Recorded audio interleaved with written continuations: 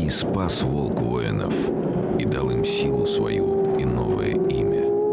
И поклонились ему воины, и пошли в походы. Многие народы покорили они, и всех нарекали тем именем. Прошло время, и исчезли великие войны, но сохранилось имя, и поныне те народы зовутся тюркскими.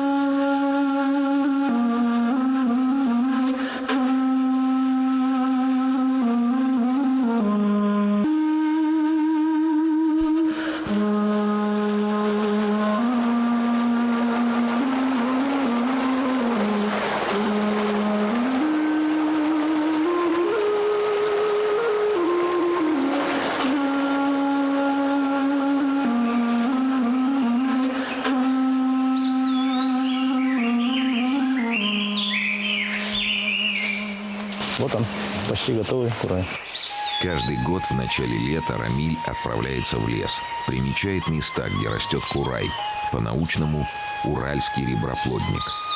Круглая шапка из мелких цветов на высоком толстом стебле. На первый взгляд ничего примечательного, но только не для башкир.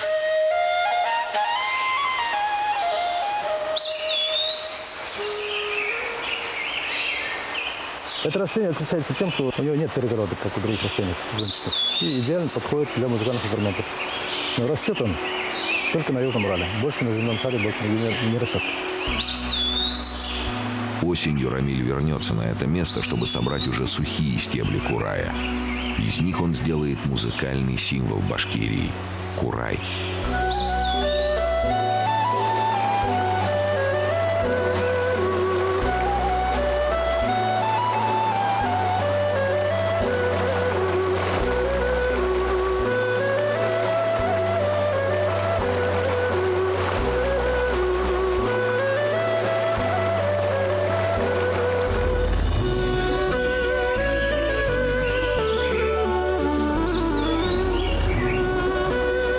Башкортостан – республика в составе России.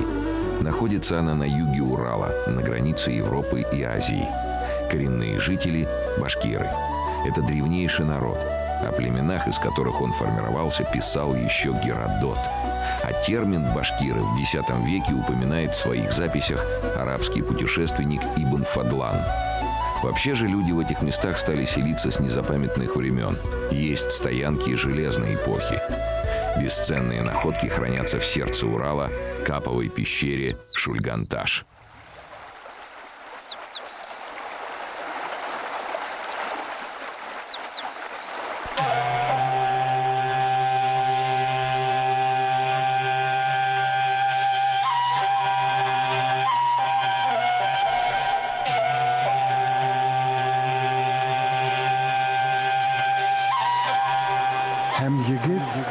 Yılan başağına kul ırgahındagi qoyani aqtarib, Aqbudatına урын әзерләргә И боек. приказал Егет, царю змей, выдолбить в скале рядом с озером большое стойло для крылатого коня. А чтобы вода была чистой, приказал дивам к озеру прорыть русло. Все сделал царь-змей, как велел Егет, а сам еще глубже в пещеру забрался и вход заколдовал, чтобы никто не смог его найти.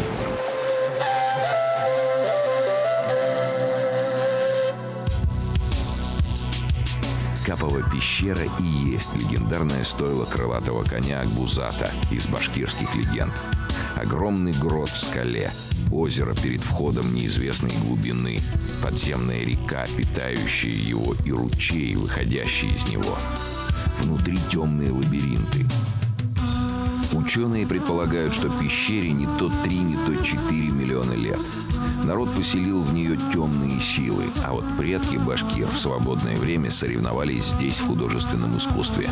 Наскальной живописи Шульган-Таша 17 тысяч лет, а может и больше. Таких памятников во всем мире можно по пальцам сосчитать. Это ведь одно из древнейших вот таких культовых мест, понимаете, на планете. Это, храм, если хотите, да, святилище, причем святилище региональное. Мы хорошо знаем, что сюда приходили люди с восточного Урала, там за многие сотни километров. Юрий Бывали Лихницкий пределы, впервые эту пещеру увидел лет 30 назад, а досконально изучает ее лет 10. Знает каждый зал, каждый проход и, конечно, каждый рисунок. До него было обнаружено 46 образов. Экспедиции последних лет довели их счет до 190. Самая красивая композиция находится на втором этаже пещеры, в зале рисунков. Лихницкий сколько лет изучает рисунки Шульганташа, столько и пытается защитить их от враждебной окружающей среды, излишнего тепла, неразумных туристов. Искусство древнего человека требует консервации, но пока на это нет средств, поэтому проход к оригиналам закрыли. Может получиться так, что привозить сюда будут, понимаете, сотни тысяч людей, а смотреть тоже будет не на что. И все же увидеть искусство древнего человека можно. Для туристов в первом зале у входа создали точные копии наскальной живописи. Оборудовали небольшой экскурсионный маршрут. Лихницкий надеется, что когда-нибудь настоящие рисунки покроют защитной пленкой. И тогда все желающие смогут окунуться в мир древнего человека.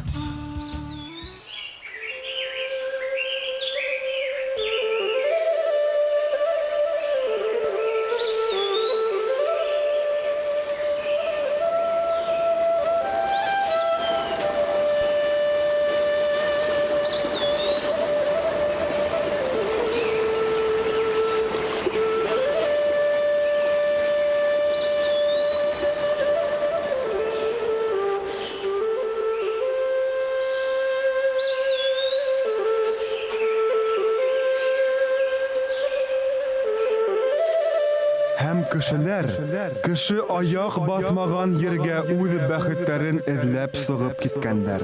И отправились люди в неизвестные дали в поисках лучших земель. И встретилась им на пути волчья стая. Вперед вышел вожак и помчался, увлекая за собой всадников. И привел он людей в чудные края. В благодарность волку стали они называть себя башкортами. Баш — главный, корт — волк. Есть несколько версий происхождения башкир. Например, иранская, но наиболее распространенная — тюркская. Сам этноним башкорт, который имеет несколько вариантов. Один такой наиболее распространенный – это башкорт. Это когда якобы что башкир вел волк, когда они шли из Средней Азии или из Алтая на новую родину, на Южный Урал, что волк сюда привел. И с этого момента волк стал почитаться как волк-предводитель, как волк-вожак. Башкиры очень любят праздники.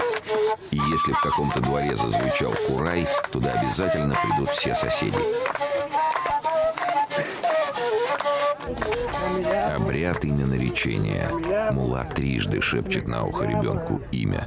В данном случае Камила. Так будут звать эту девочку. Обряд очень древний, еще до принятия ислама. Больному ребенку шаман давал другое имя, чтобы отвести злых духов и победить хворь. С принятием ислама именоречение стало праздником. Причем проводить обряд могут как сразу после рождения ребенка, так и спустя пару лет.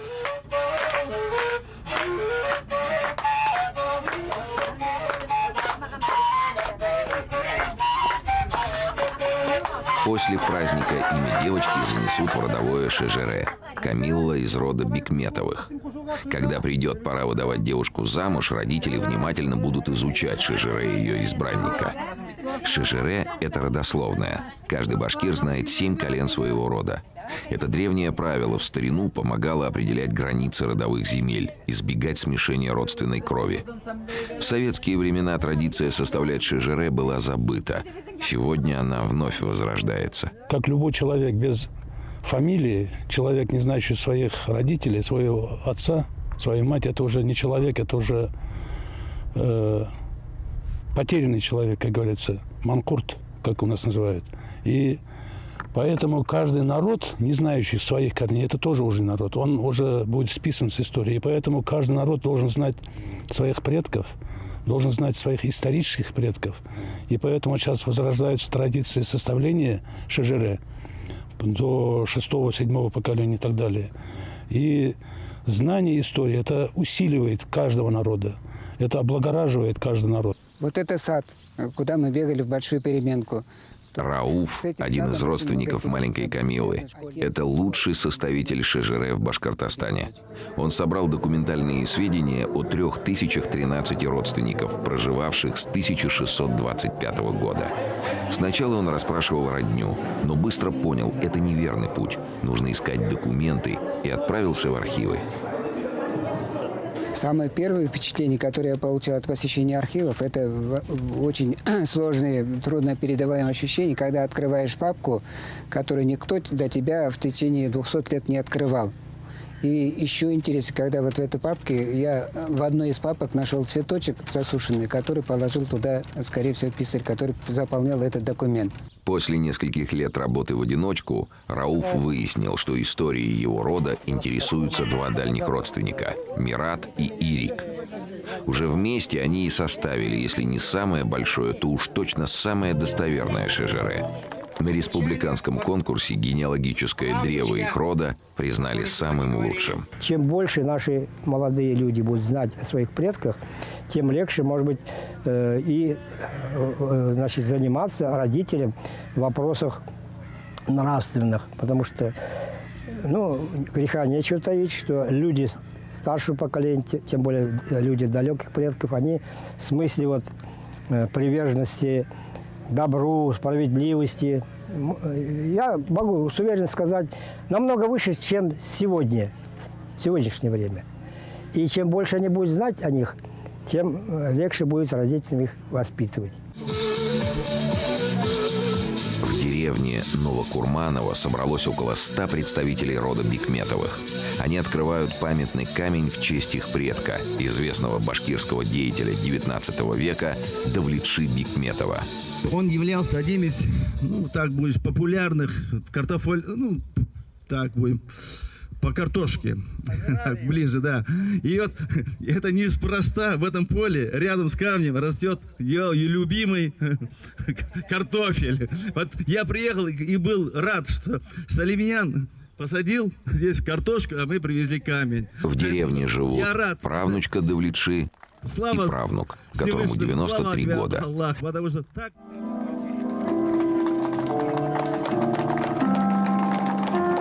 Памятный камень поставлен на землях, принадлежавших когда-то роду Бикметовых. Теперь об этом будет напоминать вот этот рунический знак – тамга. Тамга – это была своего рода печать. Печать своего рода, своего племени. И тамгой ограничивали, очерчивали территорию родов и племен.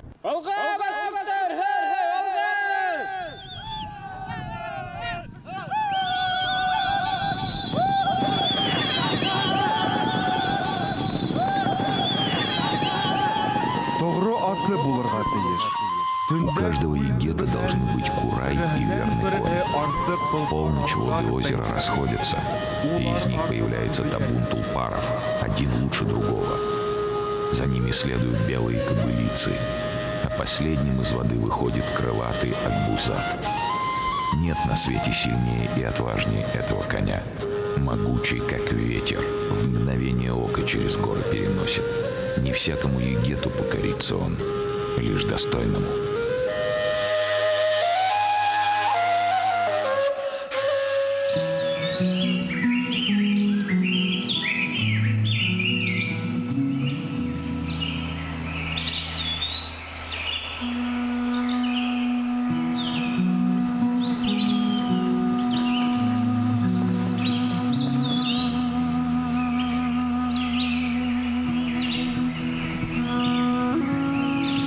Чем не легендарный Акбузат? Крыльев только не хватает.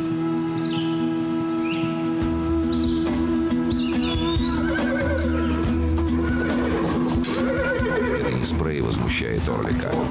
Кобыла рядом ходит, вот он и горцует. Характер показывает. У Азамата лошадям вольготно живется. Свободно гуляют, в волю едят. Он Он считает, что из любого жеребца можно хорошего скакуна воспитать. Главное – правильный уход.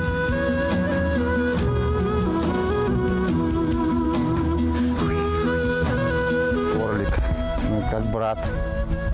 Даже такой, потому что, вот, ну как сказать, вот, я вот охочусь, и часто вот сейчас, последние особенно 2 года, от снега мало, и это, ему там физически очень тяжело.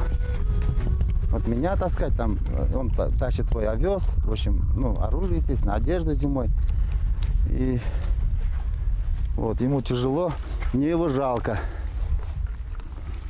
но я уж так объясняю, я же тебя кормлю, ухаживаю, вот, ты чувствуешь себя хорошо по жизни, поэтому ты должен свое отработать.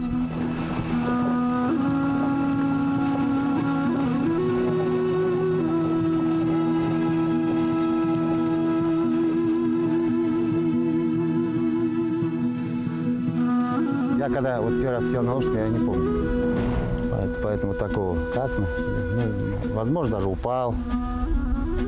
Я не помню. Вот когда я себя помню, я уже ездил, ну, прилично. А так, когда научился, не помню. Ну, ездить нравится. Даже сейчас нравится. Вот, и даже вот я немножко стеснялся вот этого.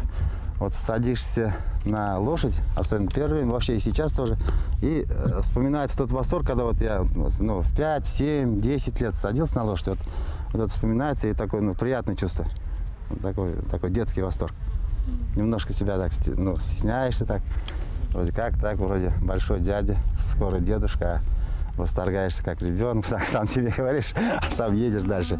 В старину башкиры занимались скотоводством, разводили лошадей и овец. Летом семьи с табунами кочевали в поисках пастбищ. Выезды на так называемые литовки сохранялись до середины прошлого века. Сегодня кочевые традиции остались в прошлом, а вот любовь к лошадям у башкир до сих пор сохраняется. 2-3 года назад я залезал тяжелее. Сейчас, значит, я стал моложе. Мало кто из башкир помнит, как впервые верхом проехался. Говорят, это происходит само собой и не запоминается.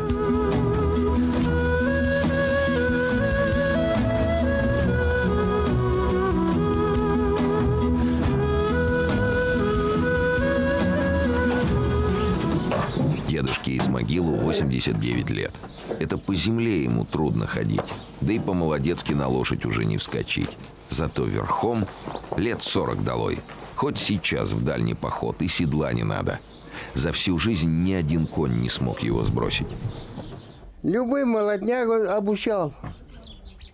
Какой даже узду наделал, 8 лет жил. Сел, не упал. Сколько прыгал. Все равно не могли бросать. Если не сесть, так хоть спрыгнуть по-молодецки дедушка может себе позволить. Чай еще не 100 лет. Дедушка и сейчас бы сел объезжать норовистого жеребца. Да только родные не дают, о возрасте напоминают. По башкирским меркам у дедушки Исмагила обычная семья. 9 детей. Самая младшая, Венера, по старинному обычаю живет с отцом. Младшие должны досматривать родителей. Хозяйство у семьи большое. Кобылы, жеребята, причем как свои, так и колхозные. Семья из поколения в поколение занимается производством кумыса. Кумысный период недолгий, примерно с конца весны до начала осени. Это время, когда кобылы приносят жеребят, только тогда они дают молоко. Доить кобылу как корову круглый год невозможно. Молодец. Доят кобылу каждые 2 часа. Кумыс делают вручную в липовой бочке. В ней всегда есть немного закваски.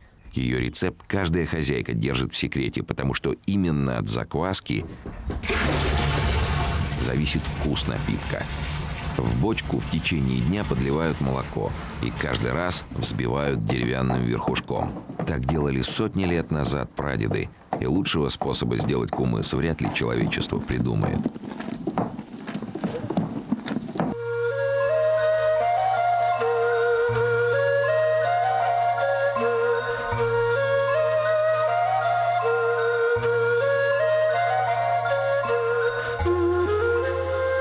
Вечером Венера разольет кумыс в бутылки, а на утро его можно будет пить. О лечебных свойствах напитка известно с давних времен. Еще до революции в Башкирии организовали первые кумысы-лечебницы.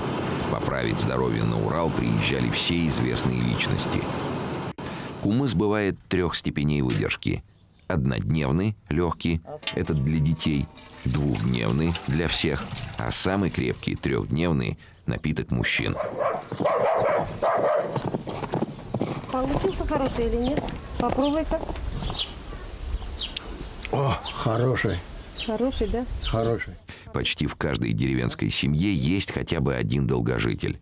Отчасти секрет кроется в кумысе, но все же не в нем одном. Есть у башкир еще рецепты долголетия.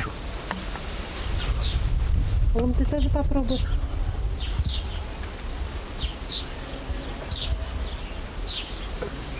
Вкусный. Молодец.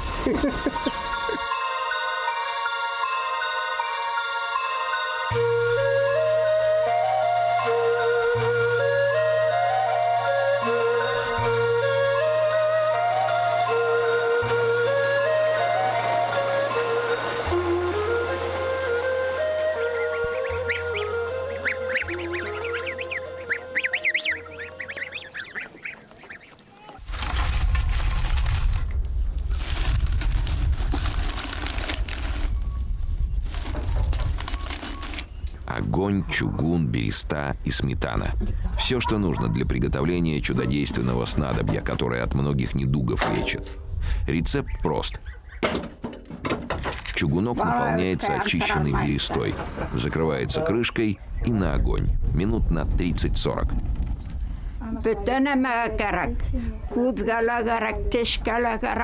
Бабушке рецепт достался от мамы, а ей от своей бабушки и так далее. Готовить народное лекарство вроде несложно, но все равно внимание требуется. То дров подложить, то водичку подлить. Лекарство хоть и лечит хвори, но годы берут свое. Бабушке самой уже сложно воду качать. Хорошо вместе с ней внучки живут. Самый ответственный момент – рассчитать время, когда крышку поднимать. Раньше открыть чугунок, снадобье не доварится. Позже пригорит. Время для сметаны настало.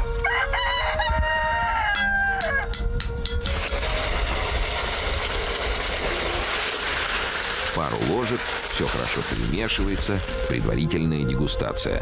И вот оно, волшебное снадобье – башкирская жвачка. Даже представить сложно, как береста превращается в такую черную однородную массу.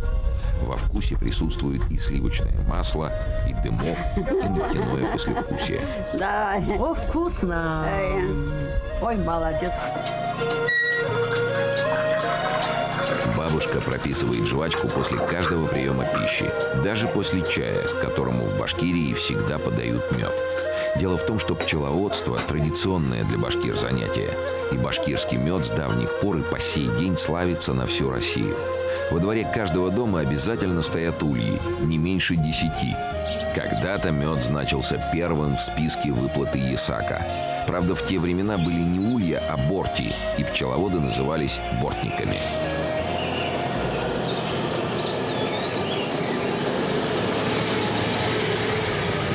Бортничество – сбор дикого меда, древнейший промысел. Раньше им занимались практически во всех лесистых местах. Сегодня бортников впору заносить в Красную книгу. На всю Россию их осталось 13 человек. И все они живут в Бурзянском районе Башкирии, в заповеднике Шульганташ.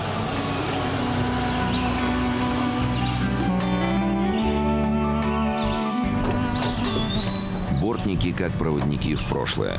Снаряжение сантимера не изменялось со времен прадеда. Кожаный ремень, кирем, деревянная подставка для ног, ага-саяк, батман под мед, нож, гнилушки для окуривания пчел. В общем, все, что нужно для работы на 6-15-метровой высоте. Деды занимались до этого. Ну, отец здесь поработал. После этого я уже 21 год работаю здесь. У башкиров уже такая же, как сказать, ну, все занимаются бортничеством. Кто пчел любит, те люди занимаются пчелами. Борти – это дупла в старых деревьях. Их либо уже облюбовали пчелы, либо их туда приманивают. Как? Секрет бортника. Раньше бортовые деревья помечали родовыми знаками – тамга. И чужие пчеловоды мед с этих деревьев не брали. Сегодня набивают цифры, больше для отчетности. В заповеднике все знают, сколько пчелиных семей общественных, а сколько у каждого бортника личных. У сантимера, например, в собственном владении 21 дерево. Дикий мед собирают только раз в году, осенью. Но летом время от времени бортники навещают пчелиную семью.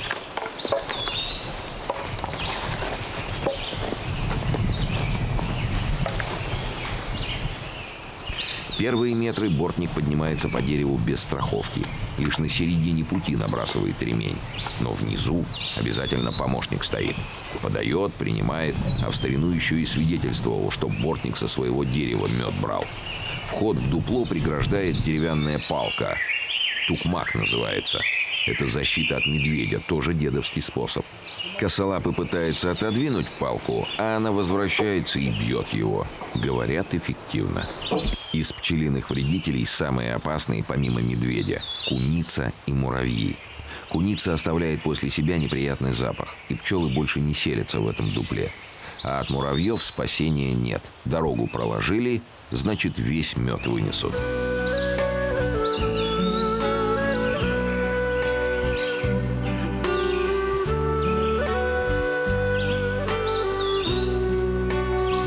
Бурзянская пчела – отдельный разговор. Меньше своих собратьев, но гораздо выносливее.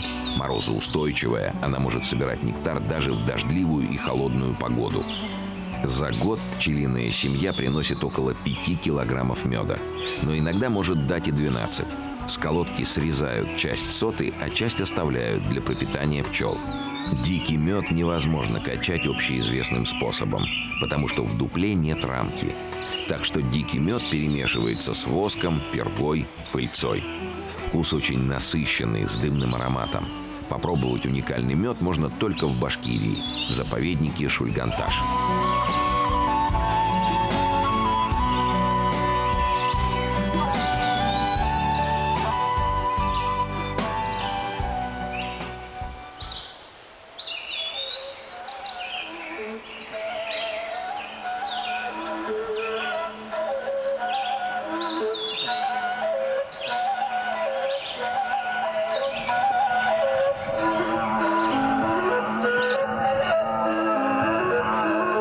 На курае играют только мужчины.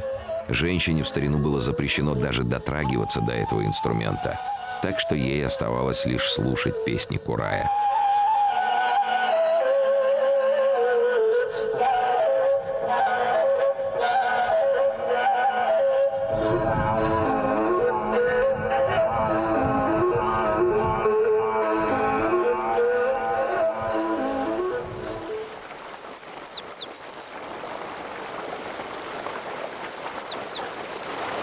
Bir avılda 7 апалы һеңлеле, 7 һылыу кыз яшәгән ди. В одном ауле жили 7 сестер, 7 красавиц. Лицами схожи так, что отличить их никто не мог. Среди своих подруг первыми были они в песнях, в танцах и в работе. Прослышал о сестрах-красавицах злой хан, напал на аул и украл их.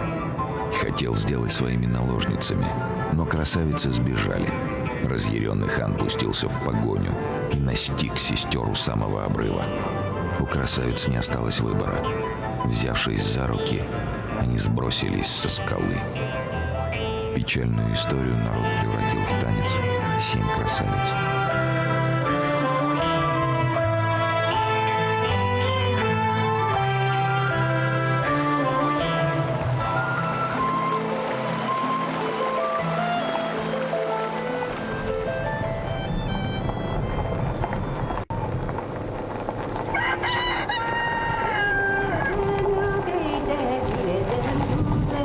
Тяжелая судьба в легендах и нелегкая жизнь в реальности. У башкирской женщины свободного времени не бывает. Надо хозяйством заниматься, рукоделием, ткать, например.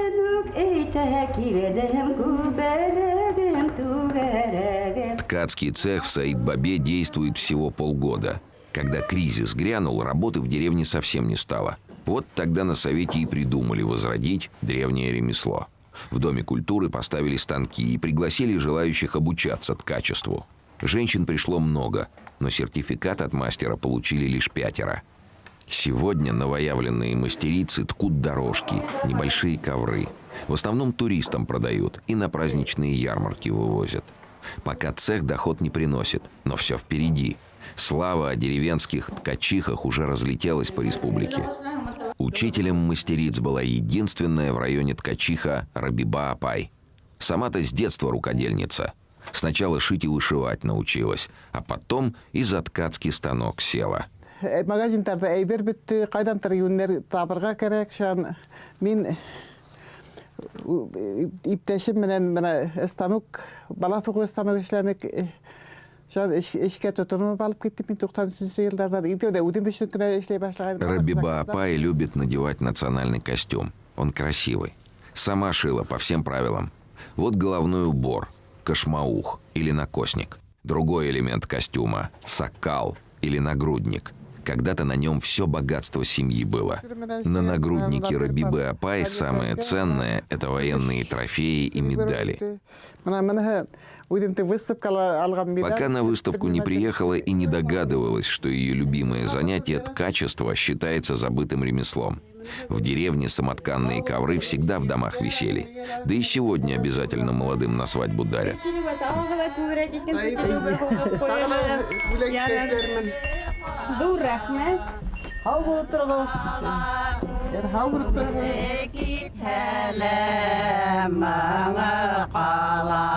Если бабушки запели грустную песню о тяжелой девичьей доле, значит в деревне праздник – свадьба.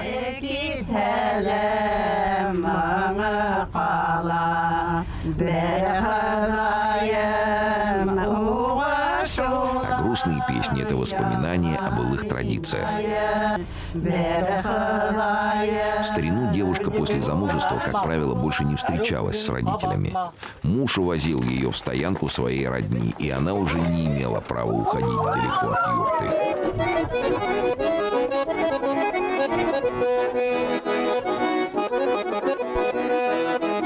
Башкирские свадьбы в деревне похожи на театральную постановку.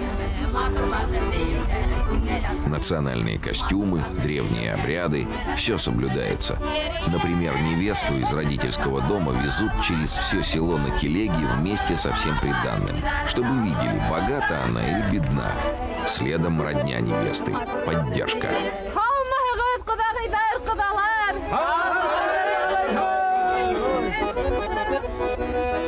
У калитки нового дома уже свекровь поджидает, подушку под ноги подкладывает, намекает, чтобы невестка покладистой была. Ой,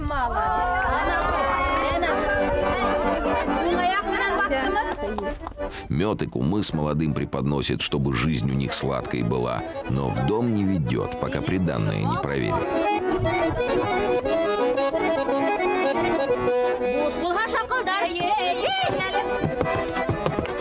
Свадьба для всех праздник, кроме невесты. Для нее сплошные испытания.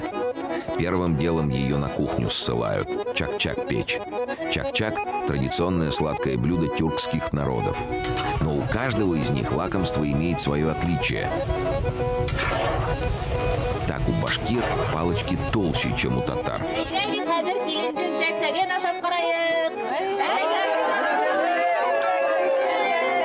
Башкиры чаще всего чак-чак не поливают сиропом, а мед отдельно подают.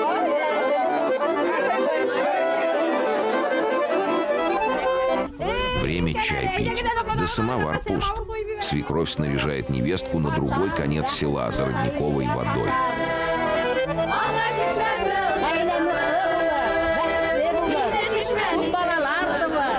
Но воду набрать непросто. Надо учтивость к старшим проявить, общий язык с хранительницей родника найти. Хранительнице достаются полотенца, а невесте коромысла с ведрами. Молодая должна красиво, не расплескав ни капли, принести воду домой. Если справится, вся деревня будет знать, что эта семья хорошую хозяйку взяла.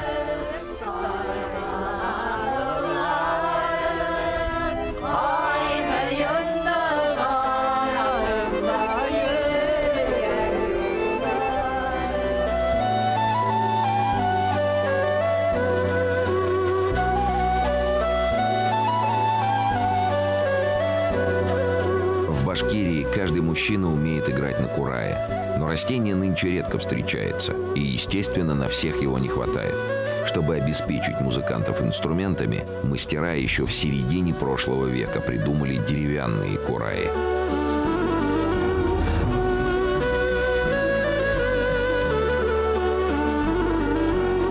Сделать курай – полдела. Инструменту нужно дать голос.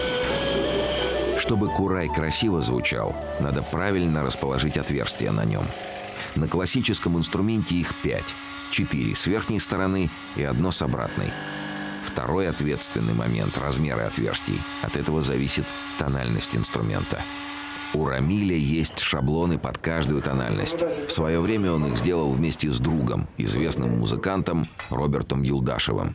Но шаблонные кураи подходят только любителям. Профессионалы требуют идеального звучания. Чтобы добиться такового, Рамиль приглашает Роберта. Любое дело требует своего мастера.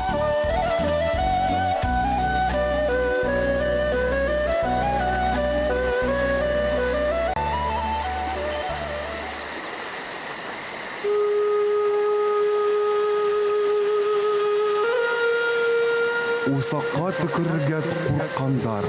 Күнгән усак гаиләгә кайгы. Огонь был священен для тюркских народов. Никто не имел права плевать в костер, чтобы не разозлить духа. Потухший очаг предвещал беду в семье. Перед юртой тюркского вождя всегда горели костры, и никто не мог приблизиться к нему, не пройдя сквозь огненный коридор. Огонь очищал человека от дурных мыслей и грехов, делал его сильнее духом.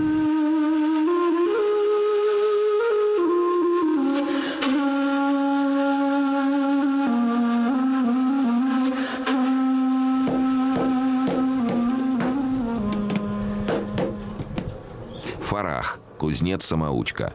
В 3 классе выковал первую подкову. Кузнец тогда даже не поверил. Фарах обиделся и убежал. Не понял, какую на самом деле высокую оценку от мастера получил. Сегодня этих подков и не сосчитать. Чаще всего к кузнецу приходит лошадь подковать. Без железных набоек роговой слой на копытах быстро стирается, особенно в горах. Дело не хитрое. Главное, чтобы подковы по размеру подошли. А уж лошадиный педикюр и помощнику можно доверить.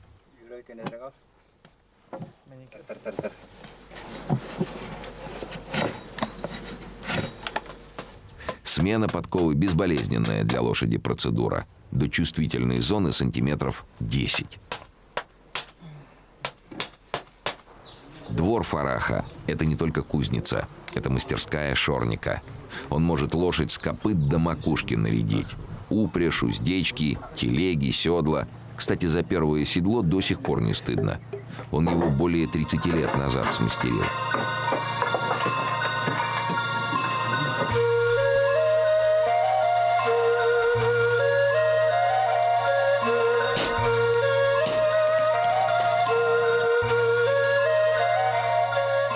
Лучшего кузнеца, чем Фарах, во всем районе не сыскать. Только вот добраться до него сложно. Живет высоко в горах. Когда-то горожанином был, но тюркская душа поближе к природе и свободе позвала. Вот и переехал в деревню, где всего-то домов 10. А скучать действительно некогда. Большое хозяйство. Коровы, лошади, пчелы и так мелочь, куры, гуси. Всем корм на зиму заготовить надо, да и о себе не забыть. Вот над печкой коротка птица. Это такой сорт сыра. Его как добавку используют в разные блюда. Он жир нейтрализует. Дрова в печь постоянно надо подкладывать, чтобы сыр равномерно прокоптился. Даже почаевничать времени нет. Самовар на ходу раздувают, потом также и чай с медом быстро пьют. Но эту деревенскую суету Фарах ни на какие блага цивилизации не променяет.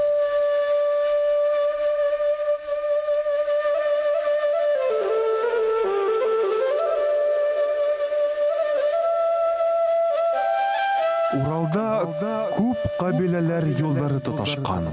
На Урале пересекались дороги многих племен. Одни воевали, другие роднились. Есть предание, что часть башкир в IX веке ушла с мадьярами в Паннонию, и сегодня их потомки живут в Венгрии.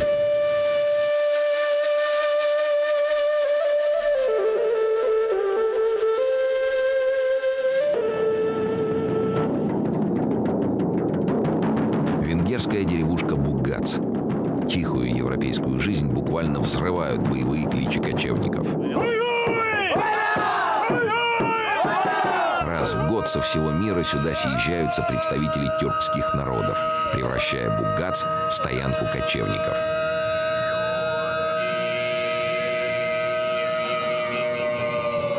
Андреш – главный организатор тюркского Курултая. Антрополог по образованию, он долгое время изучал историю своей семьи, своего народа и стал придерживаться мнения, что венгры тоже принадлежат к тюркскому братству. Öntudatában, hogy a hunok rokonai és a sztyeppei lovasnomád kultúrák révén számos néppel kulturális rokonságban vagyunk, ezek kívül egy csomó néppel genetikai rokonságban is vagyunk. Приехав из разных уголков земли, говоря на своих языках, участники Курултая тем не менее понимают друг друга. Adres yazayım. Benim adresim. Не, вы скинете все электронно. Башкиры, узбеков, татары, казахов. Если не с первых слов, то через день уже свободно общаются. Сказывается тюркское родство. Главное правило венгерского Курултая – историческая подлинность. Каждый участник выбирает себе эпоху и реконструирует ее во всех деталях, будь то одежда или воинское снаряжение. Кстати, по костюмам можно судить о судьбе мадьяр. Например, в таком шлеме шли только побеждать, жестко отвоевывать место под солнцем. А так управлять лошадью могут те, у кого предки рождались и умирали в седле. Венгры не только сохранили костюмы предков, они еще помнят многие обряды тюркских народов. Один из них – обряд братания, который они предложили провести гостям Курултая. В нем участвовали руководители всех делегаций. Они поклялись во имя общего прошлого всегда и во всем поддерживать друг друга.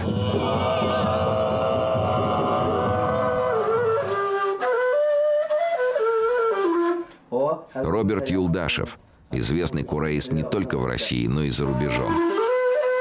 Уже много лет он играет на кураях, сделанных его другом Рамилем. Когда-то друзья просидели в мастерской несколько суток, разрабатывая схемы настройки инструмента. Нынче при встрече они доводят до совершенства голоса кураев, сделанных по тем образцам.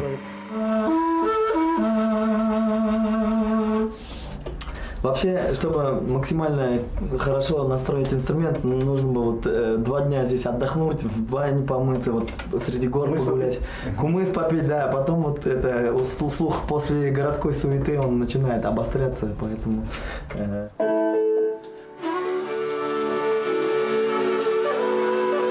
Курай настолько уникален, что может играть с любым музыкальным инструментом и даже с симфоническим оркестром. У Роберта есть такой опыт, но лучше всего он звучит соло, ведь курай — это голос ветра.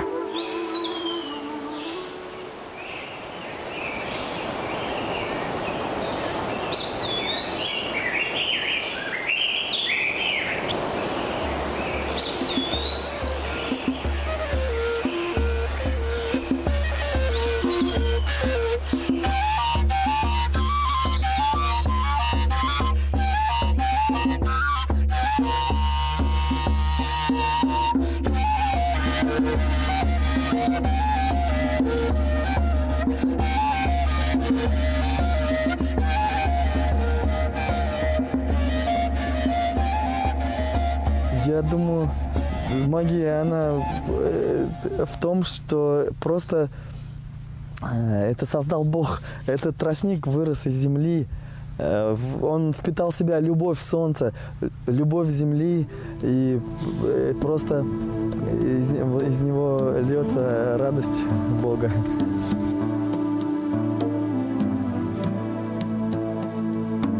Hem kilir yaz, Kuray сәскә атыр, hem ел уға яңы вакыйгалар. Придет весна, и зацветет курай, и ветер поведает ему истории.